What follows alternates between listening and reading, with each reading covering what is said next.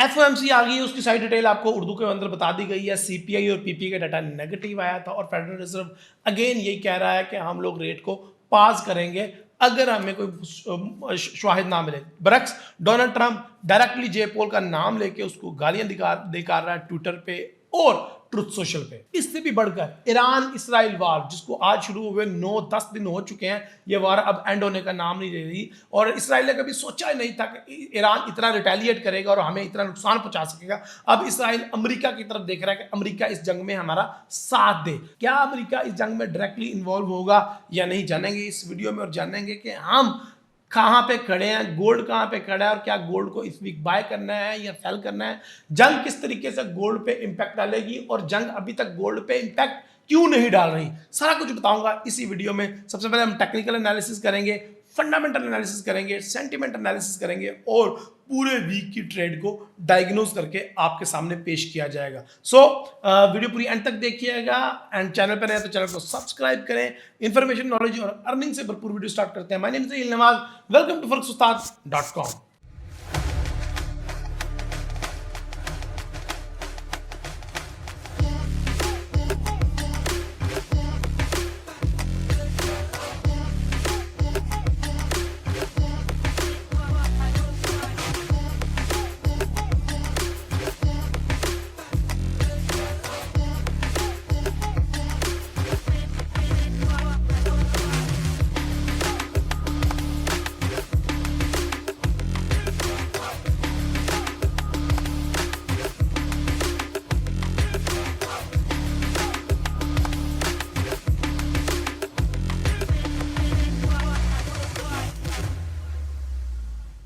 सबसे पहले हम कैलेंडर इवेंट से स्टार्ट करते हैं क्योंकि कैलेंडर इवेंट बहुत ज़्यादा इंपॉर्टेंट है। लास्ट वीक भी आपको पता था सीपीआई का और पीपीआई का डाटा नेगेटिव आने के बाद डॉलर इंडेक्स किस तरीके से ड्रॉप हुआ और गोल्ड किस तरीके से अपसाइड पे गया और फिर एफओएमसी में रेट पास हुआ।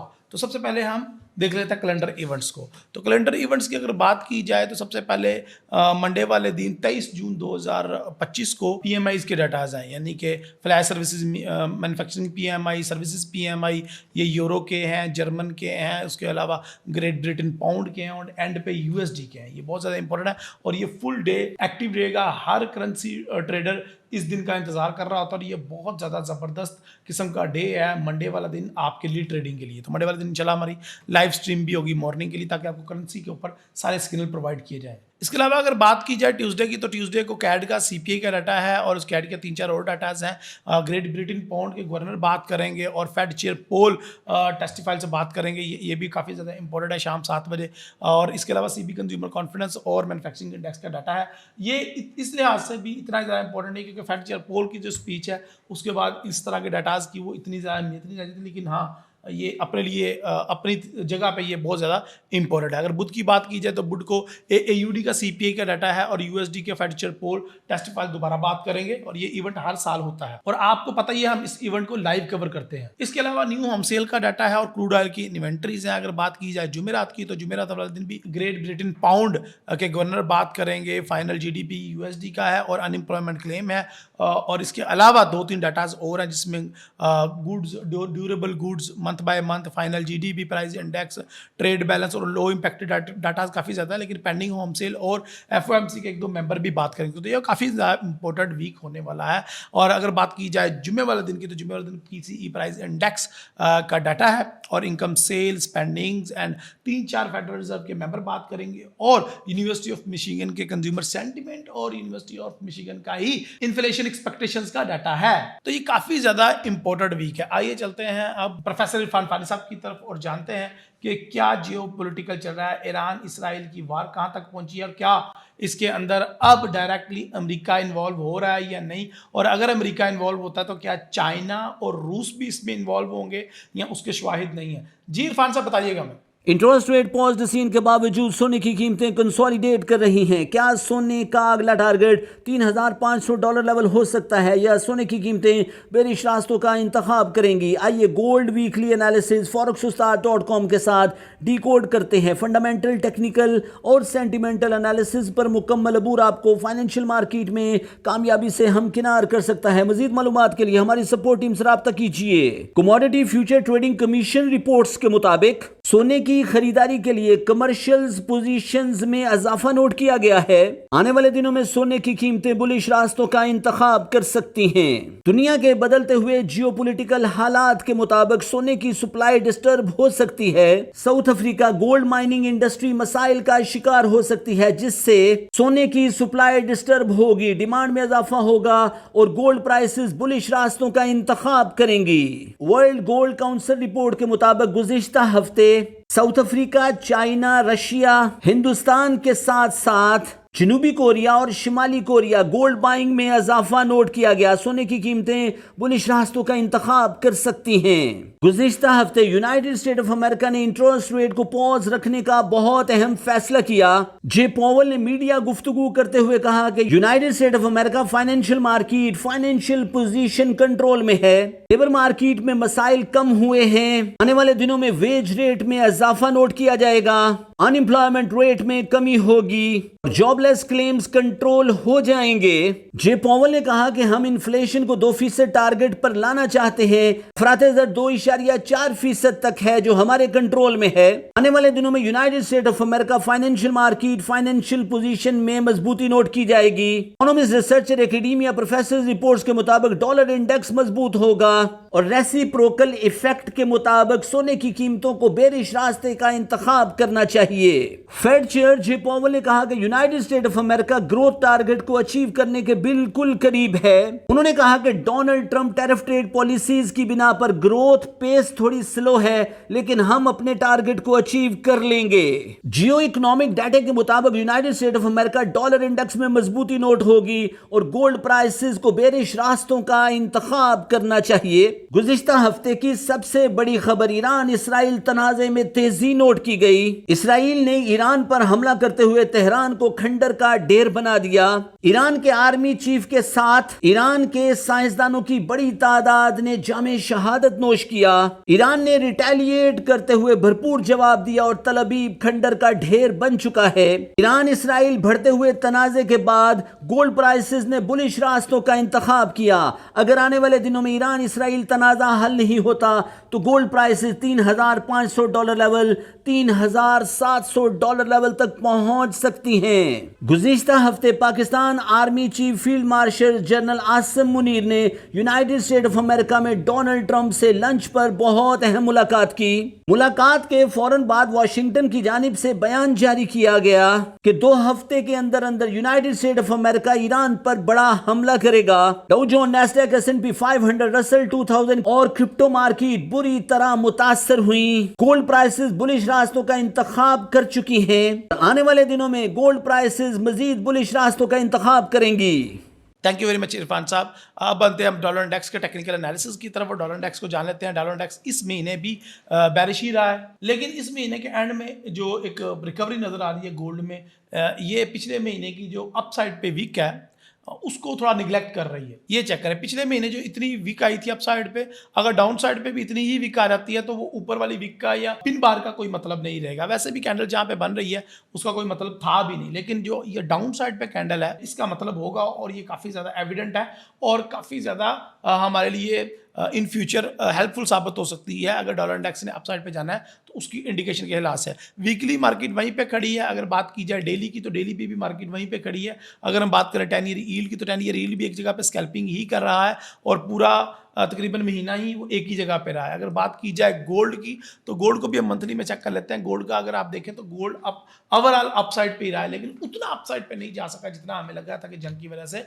जाएगा। उसकी एक वजह तो ये थी कि मार्केट पहले से ही मूव ले चुकी थी। दूसरी वजह ये है कि मार्केट को शायद अभी भी लगता है कि कहीं ना कहीं अभी भी ये चीज़ें चलती रहेंगी। जिस तरह अमेरिका ने अफगानिस्तान पे अटैक किया था वो काफ़ी लंबे अरसे तक चलता रहा था, ये भी सेम उसी तरीके से इन्वेस्टर्स को चीज़ लग रही है कि ये काफ़ी लंबे अरसे तक चीज़ें चलने वाली, इसलिए इसका मार्केट में उस तरीके से इम्पैक्ट नहीं आया। लेकिन हाँ, अगर इसमें जौहरी हथियार इन्वॉल्व होते हैं, एटमी ताकतें इन्वॉल्व होती हैं तो फिर चीज़ें मंजरनामा चेंज हो सकता है। मंथली में गोल्ड वही बुलिश दिखा रहा है, वीकली में भी बुलिश दिखा रहा है, लेकिन ये जो इस वीक की क्लोजिंग है ये काफ़ी मायूस कुन रही। गोल्ड के ताजरों के लिए, गोल्ड के ट्रेडर्स के लिए और टेक्निकल एनालिस्ट के लिए, फंडामेंटल एनालिस्ट के लिए स्पेशली, और जियोपॉलिटिकल कवर्स करने वालों के लिए। क्योंकि इन सबको लगा था कि शायद मार्केट बहुत ज्यादा अपसाइड जाएगी और 3500 का हाई ब्रेक कर देगी, लेकिन ऐसा हो ना सका। क्लोजिंग भी बहुत बुरी हुई है गोल्ड की, और गोल्ड की उस तरह की क्लोजिंग नहीं हुई जिस तरह की हम एक्सपेक्ट कर रहे थे। तो क्या इससे ये साबित नहीं होता कि अगर जंग ये जारी रहती है और गोल्ड फिर अपनी नेचुरल मूव पे आ जाएगा, वो रिस्क ऑन वाला फैक्टर नहीं है।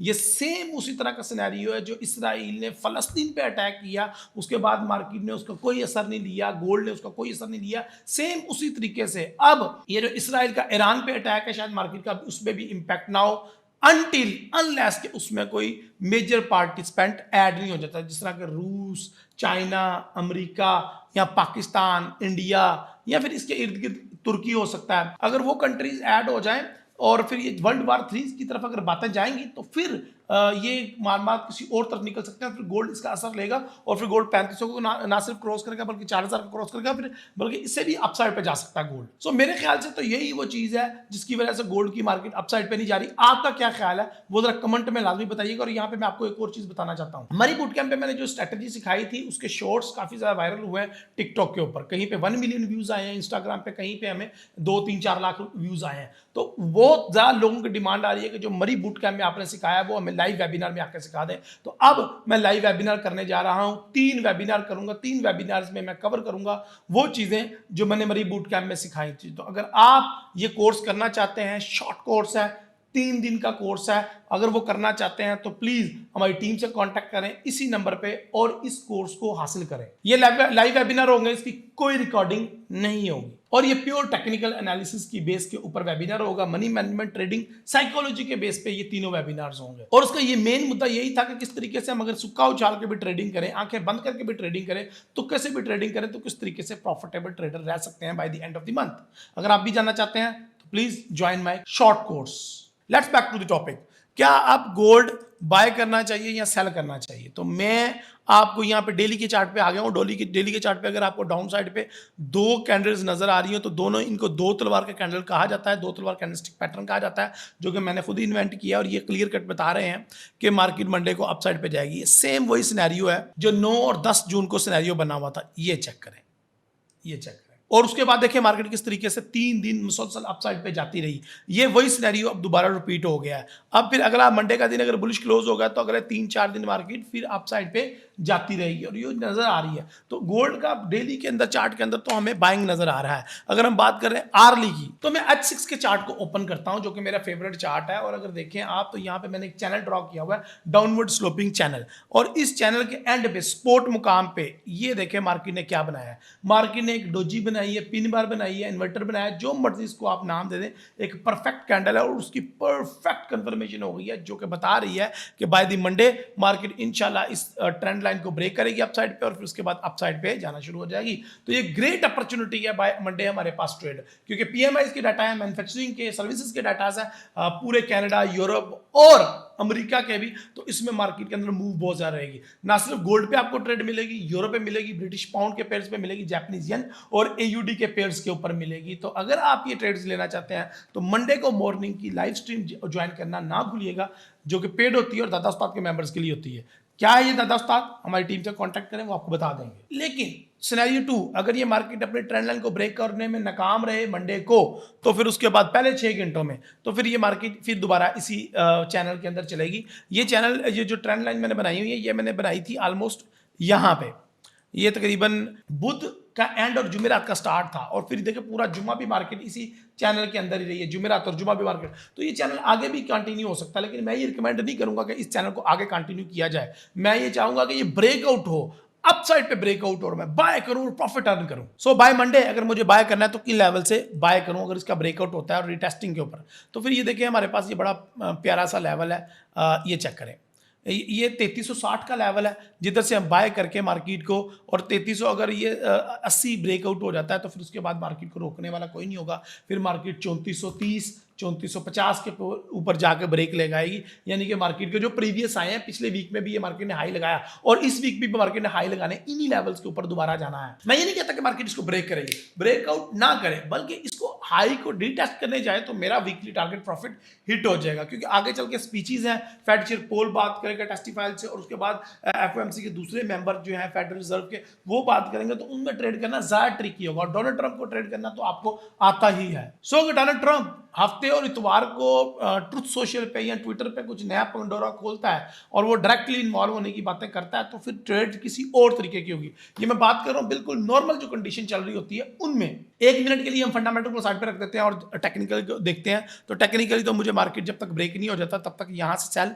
और यहाँ से बाय, यहाँ से सेल, यहाँ से बाय, और ये चैनल इसी तरीके से चलता जाएगा और मार्केट अपने हायर लोज बनाती जाएगी और लोअर लोज बनाती जाएगी, और फिर मार्केट को इसी तरीके से आप 3300 तक ट्रेड कर सकते हैं। सेल की ट्रेड लेने से गुरेज कीजिएगा। जब मार्केट लो लगाए तो सपोर्ट से बाय करने में आपकी ज्यादा दिलचस्पी होनी चाहिए, बिकॉज जो जियोपॉलिटिकली और फंडामेंटली कंडीशंस बनी हुई हैं वो बाय को ही सपोर्ट करती हैं। ओके जी, हम छोटे टाइम फ्रेम में चले जाते हैं और छोटे टाइम फ्रेम में भी तकरीबन सेम वही कंडीशन है। मेरा चैनल बिल्कुल वैलिड है और अब शायद लगता है इसका ब्रेकआउट हो जाए, लेकिन मंडे को पता चलेगा कि इसका ब्रेकआउट, मंडे को अगर पहली कैंडल बुलिश बनी H4 में, H6 में, H1 में, तो फिर देखिएगा कि मंडे ने अपसाइड पे ही जाना है, और अगर गैप आ गया बाय साइड पे तो उस गैप की फीलिंग का इंतजार ना कीजिएगा, क्योंकि शायद अपसाइड वाला गैप फील ना हो और मार्केट अपसाइड की अपसाइड पे जाती जाए। अच्छा, लेकिन मार्केट नॉर्मल कंडीशंस में चलती रहती है, तो किन किन लेवल से हमने बाय करना है और किन किन लेवल से हमने सेल करना है। तो अगर नॉर्मल कंडीशंस की बात की जाए तो 3345 से हम बाय कर सकते हैं, और अगर नॉर्मल कंडीशन की बात की जाए तो मार्केट अगर रेंज में आप देख रहे हैं तो 3380 से हम सेल कर सकते हैं। तो these are the support and resistance, major support and resistance जहां से बाय एंड सेल कर सकते हैं। सो अगर मार्केट मजीद नीचे आती है तो 3300 का लेवल बड़ा परफेक्ट होगा बाय करने के लिए। और मार्केट अगर पहले जो जिस तरह मैंने बता रहा हूँ मंडे को ओपन होते ही अपसाइड पे जाना शुरू हो जाती है, तो ट्यूसडे वेडनेसडे तक तो हम शायद हो सकता है बाय करें, लेकिन उसके बाद मार्केट ने दोबारा साइड पे हो जाना है, तो उसके लिए फिर हम उनके हाई से सेल करना शुरू कर देंगे, which is 3450, 3480, 3475। These are the level जिनसे हम सेल करना शुरू कर देंगे मार्केट को। सो मार्केट में कंडीशंस बड़ी क्लियर हैं। अगर आपने बाइंग करनी है, लॉन्ग करना है गोल्ड को, तो आपने इस 3330 के करीब से करना है, 3345 के नीचे करना है, उससे ऊपर आपने इसको लॉन्ग नहीं करना। और ये देखें इस तरीके से स्टॉप लॉस इसका लो को रख लें और इस तरीके से आप इसको लॉन्ग कर सकते हैं। बट अगर मार्केट अपने जो सेलिंग के मोमेंटम को कंटिन्यू रखती है, तो मैंने आपको बताया इसी चैनल के अंदर ही आपने बाय सेल करते जाना है और फिर मार्केट की रेंज से आपने फायदा उठाना है। चैनल को बस आपने एक्सपैंड करना है और फिर मार्केट जहां तक लो आ सकती है वो 3300 का लेवल, और अगर मार्केट 3300 के लेवल को ब्रेक कर देती है तो फिर हमारे पास 3200 का 80 बहुत ज़्यादा स्ट्रॉन्ग लेवल है, और उसके बाद हमारे पास नीचे और बहुत ज़्यादा लेवल है। मेरे ख्याल से ये लेवल बिल्कुल भी इनको जानना इतना ज़्यादा ज़रूरी नहीं है, जिसमें 3250 है, फिर उसके बाद 3150 है, लेकिन मेरे ख्याल से ये लेवल्स मैटर नहीं करते। मुझे लगता है कि मार्केट ने, मेरा जो एज अ टेक्निकल बिहेवियर है, टेक्निकल एनालिसिस है, वो मुझे यही बता रहा है कि मार्केट ने शायद अपसाइड पे जाना है, और इस वीक वो अपसाइड पे ब्रेकआउट करेगी, गोल्ड को आप बाय करके अच्छा प्रॉफिट अर्न कर सकेंगे इंशाल्लाह। अगले सपोर्ट एंड रेजिस्टेंस तो मैंने आपको बता दिए कि मार्केट अगर 3430 को ब्रेक करती है तो फिर मार्केट जो है वो और आगे जाएगी और 3490 तक जा सकती है, 3499 तक जा सकती है, 95 तक जा सकती है। और 3500 को मार्केट ब्रेक करती है तो फिर उसके बाद 3550 और फिर 3600 एक साइकोलॉजिकल रेजिस्टेंस हो सकती है, जहां पे मार्केट आके ब्रेक करे और आपको अच्छा प्रॉफिट दे। आपका इस सिनेरियो में क्या ख्याल है, कमेंट में अपनी राय का इज़हार करें और मुझे इजाज़त दें, अपनी दुआ में याद रखें। अगली वीडियो के लिए इजाज़त दें। वीडियो अच्छी लगी तो लाइक करें, अपने दोस्तों के साथ शेयर करें। अल्लाह हाफिज़, अस्सलाम वालेकुम।